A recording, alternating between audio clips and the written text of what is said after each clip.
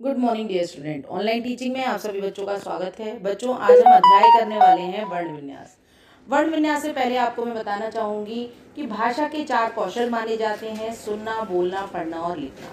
इन्हीं कौशल की अगर मैं बात करूँ तो इसमें मौखिक और लिखित, जिनको उच्चारित करते समय और लिखते समय हमें लिपि की आवश्यकता पड़ती है, वहीं पर हमें वर्णों की आवश्यकता पड़ती है।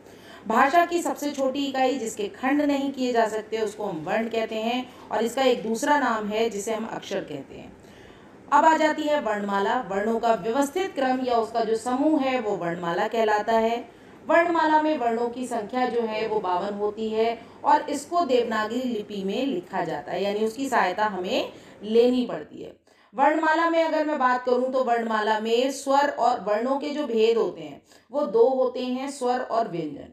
स्वर और व्यंजन के साथ साथ यहाँ पर आपको अनुस्वार, विसर्ग, संयुक्त व्यंजन, आगत वर्ण सभी देखने को मिलेंगे। ठीक है।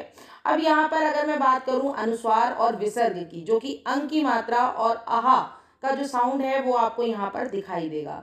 इन दोनों को अयोगवा में शामिल किया जाता है। यानी अगर आपसे क्वेश्चन पूछा जाता है कि अयोगवा क्या है, तो अंग और आहा दोनों को ही इसमें शामिल किया जाता है।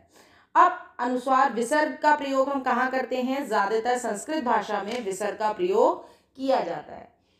अब हम देख लेते हैं कि स्वर क्या होते हैं। स्वर बच्चों, जब हमारे मुख से हवा निकलती है, जब हम उच्चारित करते हैं, तो बिना किसी रुकावट के जब हवा बाहर आती है तो उसे हम स्वर कहते हैं। इसके अंतर्गत आ ई उ ऊ री ए ओ को शामिल किया जाता है, जो कि पूर्णतः 11 होते हैं। ठीक है। लेकिन इसमें जो स्वर के भेद हैं वो 2 हैं। कौन कौन से? ह्रस्व और दीर्घ। अब ह्रस्व स्वर कौन से होते हैं? जो कि कम समय लेते हैं। ठीक है। और जिनकी संख्या कितनी है? 4 है। अ ई उ री। और दीर्घ स्वर कितने हैं? 7 हैं। जिनका नाम क्या क्या है? जिनको ह्रस्व स्वर से दुगना समय लगता है। ठीक है। उन्हें दीर्घ स्वर कहा जाता है, जैसे आ ई उ ए ओ औ। ठीक है। ये क्या है? हमारे दीर्घ स्वरों में आते हैं। इसके अलावा एक आपने सुना होगा अनुनासिक, जिसे हम चंद्र बिंदु के नाम से भी जानते हैं। ठीक है। जिस भी शब्द पर वो वर्ण पर वो लग जाती है उसको हम अनुनासिक या चंद्र बिंदु के स्थान पर लगाया जाता है। ठीक है। तो यहाँ पर हमने अनुस्वार, विसर्ग। अच्छा, आगत ध्वनियाँ क्या होती हैं? ये हिंदी अंग्रेजी के शब्द होते हैं। आपने सुना होगा college, doctor, office, mall, hall. तो यहाँ पर जो अ लगा होता है, ठीक है, ये अ नहीं होता है, ये क्या होता है? एक चंद्र बिंदु की तरह ही चिन्ह होता है। व्यंजन समझ लेते हैं बच्चों। जिन ध्वनियों के उच्चारण में हवा हमारे मुख से बाहर निकलती है और बिना वायु रुकावट के साथ या घर्षण के साथ बाहर आती है, उसे हम व्यंजन कहते हैं।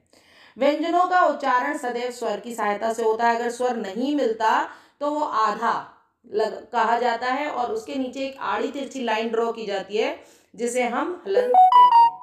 व्यंजनों की जो भेद होते हैं वो स्पर्श व्यंजन है, अंतस्थ व्यंजन है, ऊष्म व्यंजन है, आगत व्यंजन है। ठीक है। संयुक्त व्यंजन को उसका भेद नहीं माना जाता है, बट संयुक्त व्यंजन भी इसमें के अंतर्गत शामिल किया जाता है। अब यहाँ पर हमने व्यंजनों को पढ़ लिया। अब इसके बाद संयुक्त व्यंजन, जो अभी हम बात करने वाले थे, वो क्या है? वो वैसे तो मुख्यतः वर्णमाला में 4 होते हैं: छ, त्र, ज्ञ, श्रा। लेकिन 2 व्यंजनों के संयोग से जो बनते हैं वो भी स्वतंत्र व्यंजन नहीं है। जैसे कि अगर हम बात करें, यहाँ पर कंठ से, तालु से, मूर्धा से सभी व्यंजन हमारे उच्चारित किए जाते हैं। ठीक है। और द्वित व्यंजन क्या होते हैं बच्चों? जहाँ पर एक ही व्यंजन की आवृत्ति हो रही होती है। ठीक है। आधा और पूरा वही प्रयुक्त होता है, उसको हम द्वित व्यंजन कहते हैं। अब एक चीज हम समझ लेते हैं, बलाघात क्या होता है? किसी शब्द का या शब्दांश का उच्चारण करते समय दबाव या बल जो होता है उसको हम बलाघात कहते हैं। जैसे हम कहते हैं ना, सीता खेल रही थी, तो सीता पे हमने क्या किया? हमने उसे विशेष बल दिया, इसलिए वो बलाघात में शामिल हो गई। ठीक है। अब र जो है, रा के आपने आप सोचते होंगे रा की मात्रा होती है। रा के विभिन्न रूप होते हैं जिसमें हम उसे आधा और पूरा प्रयोग करते हैं। ठीक है। अब वर्ण विच्छेद क्या होता है बच्चों? वर्ण विच्छेद में वर्णों को विच्छेद, भाई विच्छेद का मतलब क्या है? तोड़ देना, अलग अलग कर देना। ठीक है।